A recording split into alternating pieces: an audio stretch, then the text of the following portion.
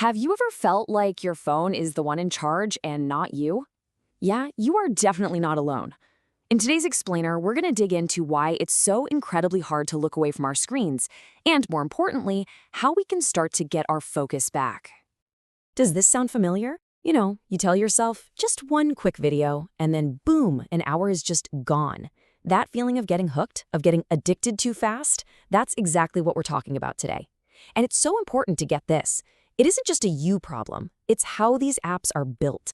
So here's our game plan. First, we're going to look at the science, what's happening inside our brains with this dopamine loop. Then we'll pull back the curtain and see how companies use that science to keep us hooked. After that, we'll look at the bigger picture, how this is all changing us. And finally, the most important part, we'll talk about what we can actually do to build our defenses.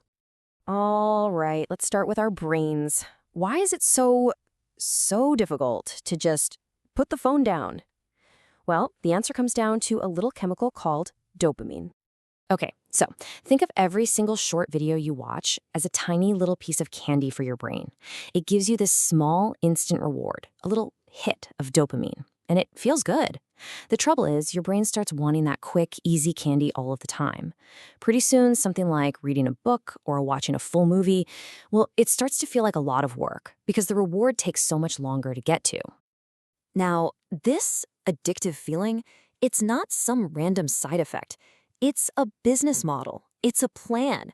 These companies have poured billions of dollars into making their apps as hard to put down as possible. And let's look at their number one tool. The secret sauce is something called the personalized algorithm. Just imagine you have a personal shopper, but for your brain. It watches everything you do, every video you pause on, every single like. And its only job is to figure out exactly what you love. Then it just keeps bringing you more and more stuff it knows you'll like, which makes it almost impossible to walk away. So this brings up a huge question. Are the choices you make online really your choices? I mean, we all like to think we're in control, right? That we decide what we do. But the reality is often a lot closer to what's on the right, orchestrated behavior. This means the platform isn't just showing you things, it's guiding you. It's using what it knows about you to push you in a certain direction. Your choice isn't totally free. It's being shaped. And sometimes it feels like it goes even deeper than that, doesn't it? This quote right here really captures a feeling so many of us have had, that our phones are actually listening in. I mean, is it really just a coincidence that you talk about something and then, poof, an ad for it shows up? So here's how that creepy feeling might actually play out.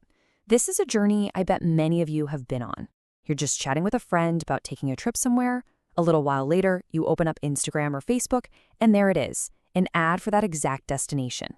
It feels like magic or something spooky, but really it's just technology turning your private conversations into public advertisements. Now, this constant influence, it's not just changing what we buy, it's actually changing who we are. So in this next part, let's look at the deeper ways technology is reshaping not just our minds, but our whole society. This quote says it all perfectly. Think about it like this. We invented the car to get around faster. Simple enough. But then, the car completely changed how we build our cities, where we live, how we work, everything. We make our tools, and then our tools turn around and make us. The very same thing is happening right now with our phones. So it makes you wonder, and we should ask this question directly. With this supercomputer in our pocket all the time, are our own brains getting a little weaker? Are we starting to lose some really important mental skills?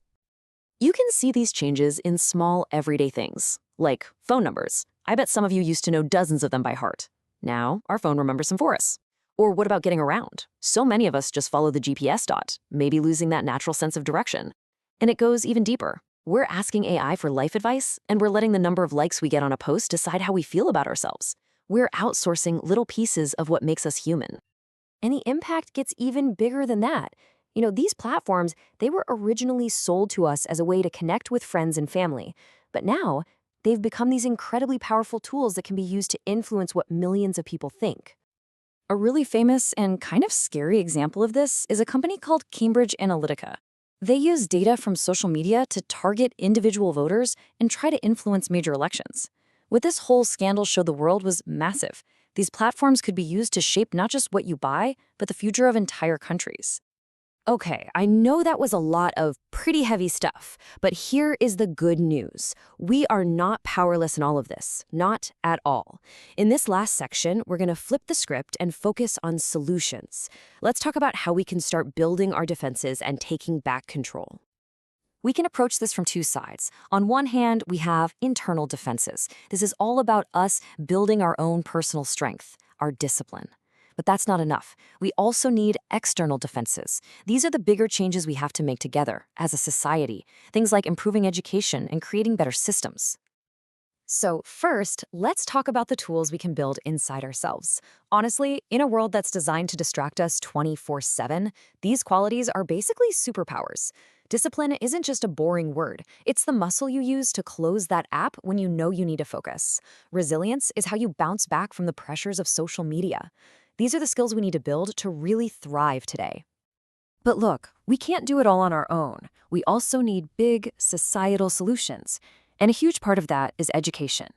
Since so many of these platforms are designed to make us buy, we have to combine digital literacy, knowing how the tech works, with financial literacy. We need to teach kids from a really young age how to spot these manipulative tricks and get their families involved so everyone's on the same page. And here's something super simple but incredibly powerful that you can start doing right now. The very next time an ad makes you want to click buy now, just stop. Take a breath and ask yourself this one simple question. Just being able to tell the difference between a real need and a temporary want, that is a massive step toward taking back your control.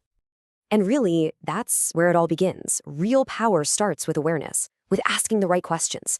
So the next time you pick up your phone, don't just ask, what do I want to see? Instead, ask, what does my phone want from me?